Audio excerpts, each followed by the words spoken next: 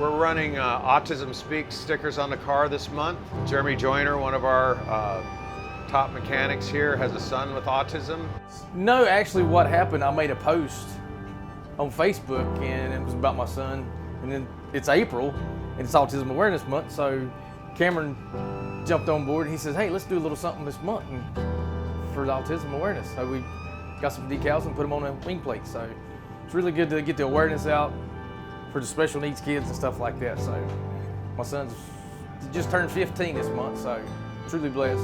And the whole month of April is Autism Month, so Awareness Month. So we wanted to bring awareness to it, and I totally and completely urge people to give when you can to autism societies. It really means a lot to me. I mean, as a parent with a special needs son, I even got tattoos. That's how much I care.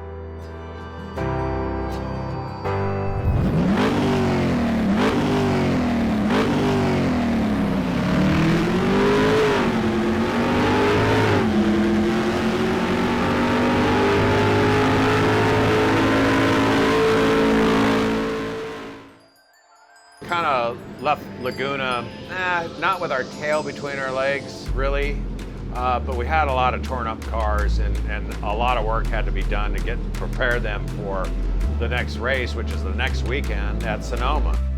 To be a mechanic or whatever on a race team, you know, we really are kind of a traveling circus, so you're kind of like a roadie with a rock band. The guys that we have on board, and really anybody here, to want to be here, you've got to be different. I mean, this is not a 9 to 5. We don't have normal hours. I mean, even as a driver for me, I mean, phone calls, whatever, it's 24/7. And that's what these guys are willing to put in.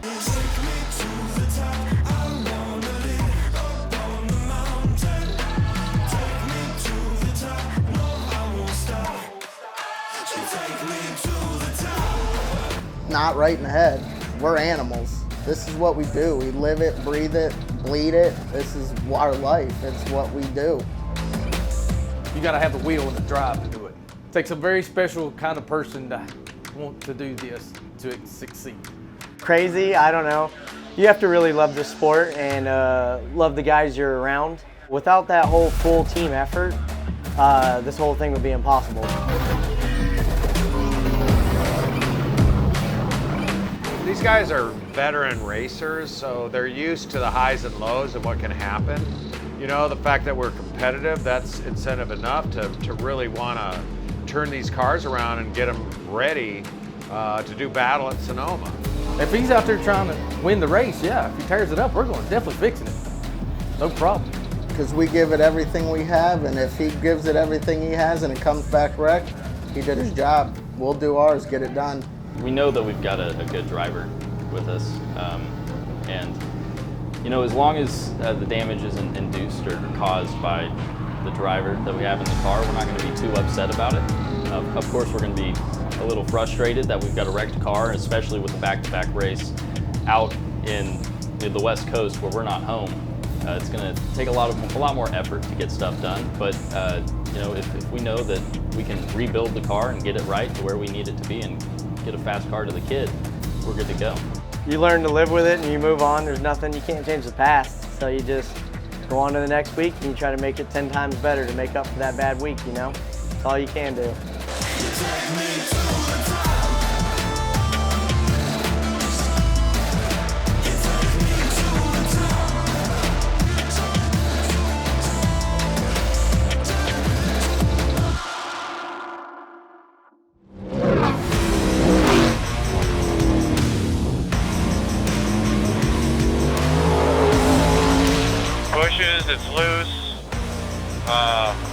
Need I say more?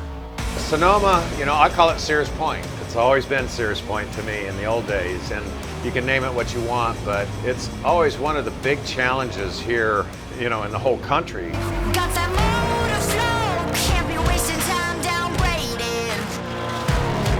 Here to crash the car, set the bar and leave your breath fading. This place is just a roller coaster. I don't think there's really any part, maybe the front straight that's flat. There's elevation changes, but more importantly, there's at least 3 corners that are completely blind on the other side. You're coming up over a ridge, and you don't know what's on the other side. You can't see the road at all. Really big challenge to kind of balance the car all the way around the lap. So we have a couple of things that we're giving up to try to gain in other positions, a couple compromises throughout the lap, but I think it's a ton of fun. It's a fun challenge, pretty fast. Well, you go into it with anticipation and like careful hope, right? Because you'd have in fresh memory what happened, but you also know that that's not always how it goes. So you have hope. To have both cars struggle in Laguna and show up here in Sonoma and go 4th and 5th in the first practice session, we really wanted to show up strong and kind of show our force when we got here. And you know, the team, everybody was excited about it. We had a lot of high hopes going into the weekend. We still have high hopes for the race. Kind of relax a little bit. You're like, okay, we're not so far off. Like we're close, and we knew we were gonna have to make pretty good gains to stay up there. Sometimes just being excited makes the team more willing to try some things. If you go out and scrub bad tires, put in a bad lap time, everyone's scratching their head, you know, throwing the kitchen sink at it, there's a lot of like loss of confidence. Doesn't necessarily mean that your outcome is any different, but a happy crew is definitely more willing to experiment, and maybe we can find something through that. We don't really get vacation. I mean, when we're not at the track, we're still working on the cars and getting everything ready. So that's almost like the 2 minutes you can kind of relax and say, okay, we're not that bad. We don't need to, you know, stay all night working on the cars trying to find something that's out of whack. It's pretty good. So I think we're in the ballpark. It's just been such a tough year with how tight the top of the field is. You know, we saw Laguna where we were 0.4 of a second off of second place, and we were 9th in qualifying.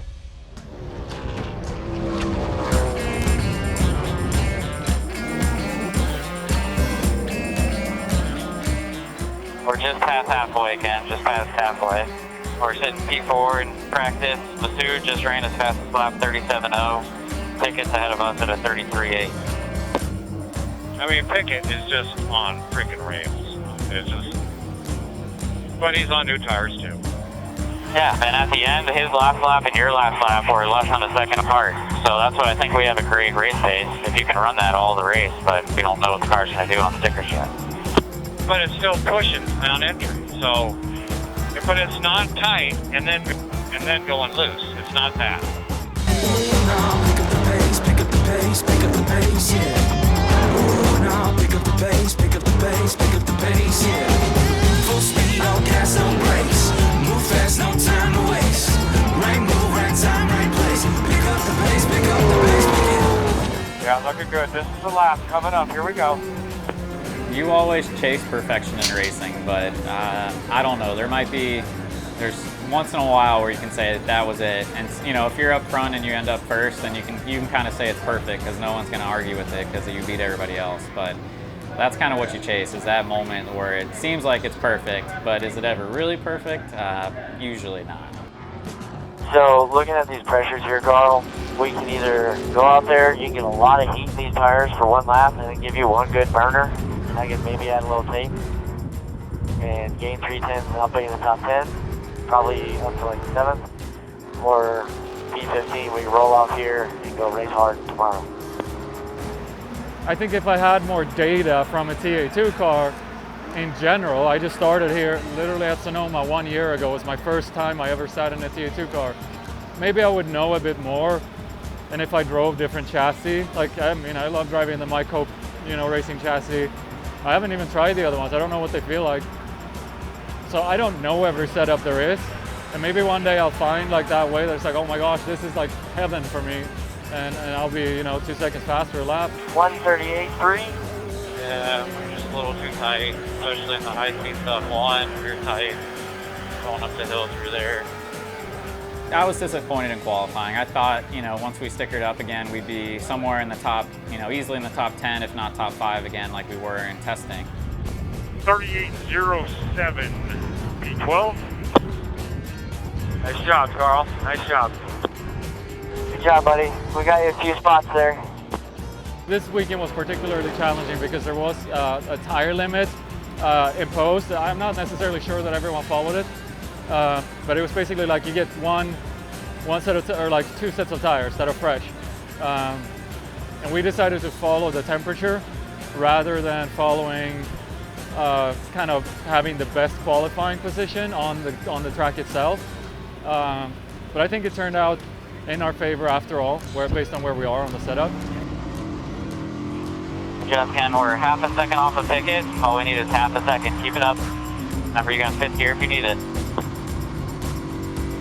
I really wanted to bounce back, you know, and bounce back for the crew and everything. You know, we had 3rd place at Laguna, and then we got thrown out at Tech. So, you know, that was kind of demoralizing. Although, hey, we ran a lap. The discrepancy didn't have anything to do with performance or anything.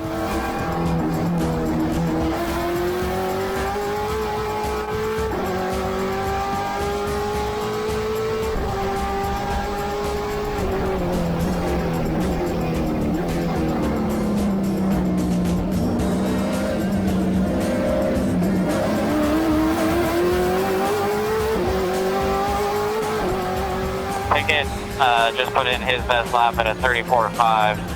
You got Masood by a mile. He's at a 35.9. You're only about half a second again off of Dreesy. He's at 33.7. You're at 34.3. Hey, come on, we're good. Let's save these tires. Let's save this motor. Great job, boss. Great job. Yeah, great lap, Ken. Great job.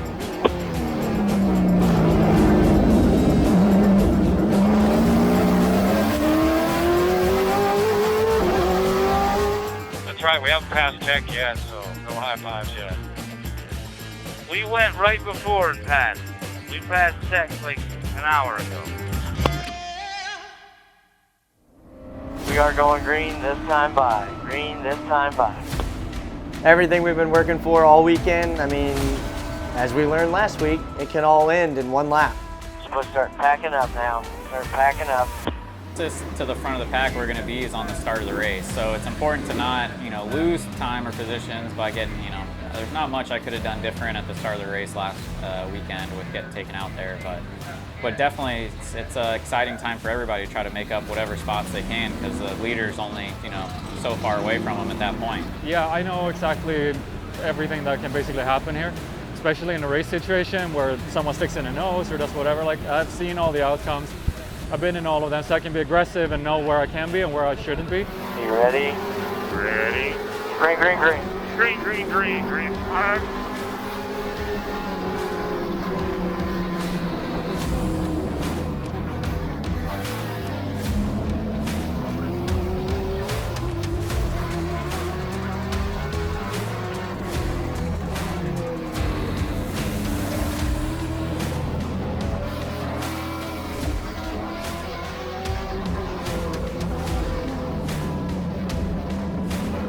We've been grinding it out, and we're 4th in points going into this weekend. So even with a 21st place finish, I think at Laguna Seca, some guys have still had worse than us. For us it's hard because we're still working on finding that speed, being a new team and trying to get our heads wrapped around this car. Obviously we want to just minimize that. The easiest way to stay up front is just minimize those weekends and try to stay out of trouble. Also, when I'm sensing where the handling on the car is and knowing what it needs to be, and when it's not that, then I get anxious because I know what a tough race it's going to be. So sometimes it's good going in blind because you're kind of oblivious, right? We've had a good car, pretty easy car to drive, which obviously doesn't always mean fast. So we're trying to, make it maybe a little bit more uncomfortable, but to pick up some speed. So I think we'll race well. I think on old tires, I think we ran pretty well in practice. Your body wants to fight. You want to escape everyone behind you, right? And that urges your body to hit the throttle harder or brake later, but your brain, and it comes with experience, your brain tells you like, no, you can't do that. So you have to hold back like all those instincts of wanting to go and fight. And you just got to be confident and like wait for it. It's not fun, but if you can do it, like today, no one did get by. In fact, I was able to come by Cameron, and I made one tiny little overshoot in one turn in 39 laps, and he slipped by again, and it's okay. We have 2 good equal cars, and we're evenly matched on the pace. I mean, those long green flag runs just haven't really worked in our favor. We don't fall off probably quite as bad as everybody else, but when the race goes green like that, it really spreads everybody apart. So for us, when we're not super fast at the start or get kind of stuck behind some slower cars, it helps us a lot just to bunch everybody back up. And then we've been pretty good on restarts this year, so I was definitely hoping for one sooner than that, and then obviously it came so late we couldn't even go back to the green. So a little frustrating, but either way, you got to look at big picture. There are a couple guys in front of us that again had issues, and we're just kind of surviving and staying in it the best we can until we really get our stuff together and get up towards the front. Man, that's what I was saying. All we got to do is just keep finishing these races. Like, if we would have finished last week where we were, we'd be the point leader right now. It'd probably be second to Rafa, but yeah, we'd be close. Go bud, one more lap of torture here in the heat. It'll be a P10 finish. Obviously not as good as we want, but at the same time making strides, so that's a good thing. I'm not in a hurry now. Like I'm not where I was 20 years ago, trying to make a name for myself. Now I'm literally just like methodically trying to get to like my racing goals, which is, you know, in this case, yeah, at some point I want to be up on the podium in National T2, so I'm going to work for that. So I'm not in a rush. Thanks guys for another good weekend. I mean, we got a car, we just got to make it faster, but we'll get better too. So, you guys deserve a break. We'll go home and get better. I've really been looking for something like this for a long time, and seeing the drive and the passion that Ken has, that just melts my heart, because that's what I do. I put 110% into the cars, make sure they're good, sound, nothing's going to fall off of them. When they got a good race car, they have a good performance.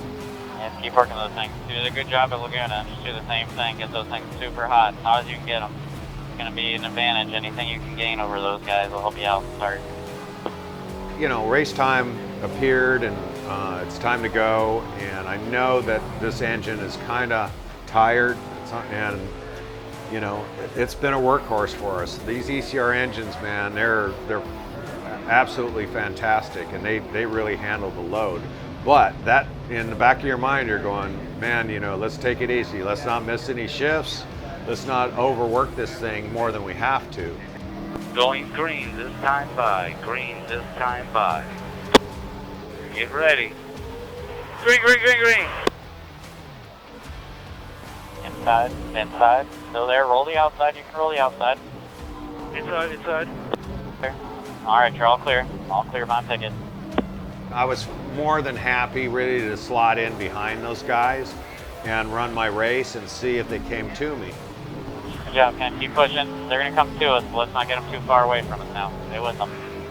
And fully knowing that the sun was beating on the track too, I knew that tire management was going to be key. Throughout the week, we kind of set the car up for the middle to the end of the race. You know, we weren't the fastest in practice, but we didn't have new tires on. We put new tires on, he went 2 seconds faster. So we know what we have at the end of the race, and that's what you kind of prepare for, because those tires wear out really quickly.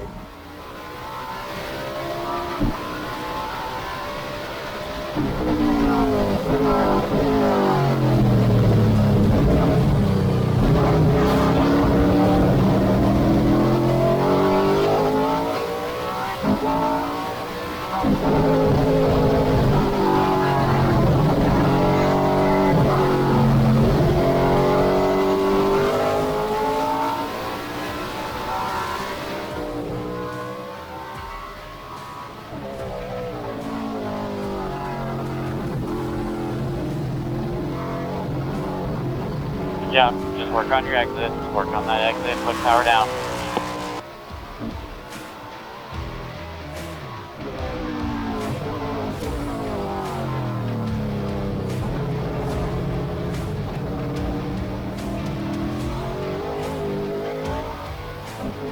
Good job, Ken. That was the fastest lap as the leader. Same fast lap as the leader that time by.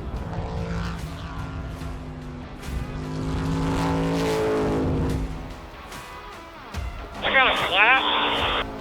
Left rear, left rear. Do you feel it flat, or is it staying on the dash? I just feel it. From the left side, look good. It just wobbled really funny out of 10.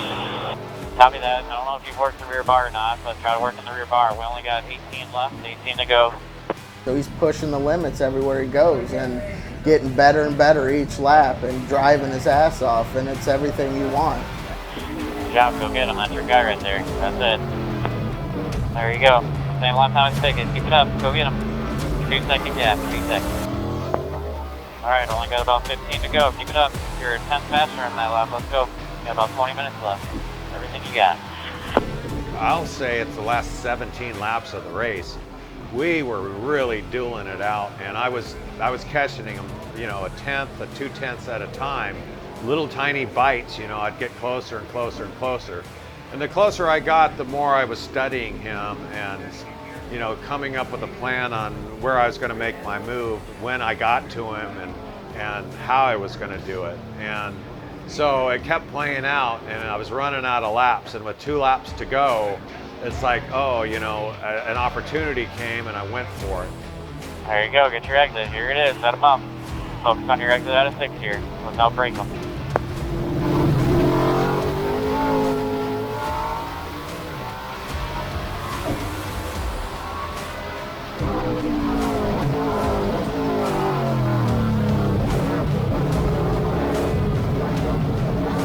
Stay on top.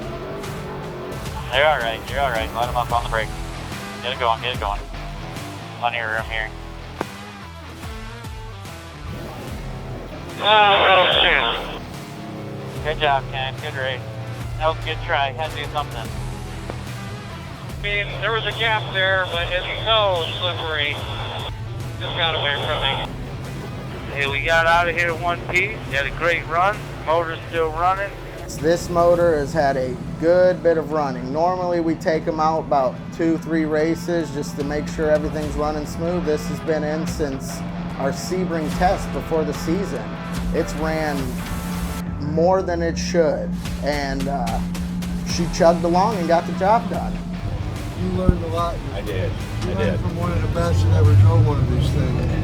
And I watched it. Was it's as good as it gets. Nice Thank job. you. Thanks. Don't walk out of here not feeling proud. Oh no, I feel great. I took the bait. He's had me suckered into the wrong side, and it was so loose there. He's sly. It's the reason he won one in every decade for 6 years. Right. And you knew at the end he was saving the car. Yeah. It's just a smart race that you did. I'm really excited to see you again. Thank you. Oh man, I felt like I was playing one-on-one with Michael Jordan out there. He's the best, you know, he's a sly fox, and I kept waiting for his tires to go off, and I go, wow, they're going off, and then all of a sudden mine did too, so now what do you do? So it was a great race. I got a lot of lessons from the master. It's an honor to be on the same track with all these guys.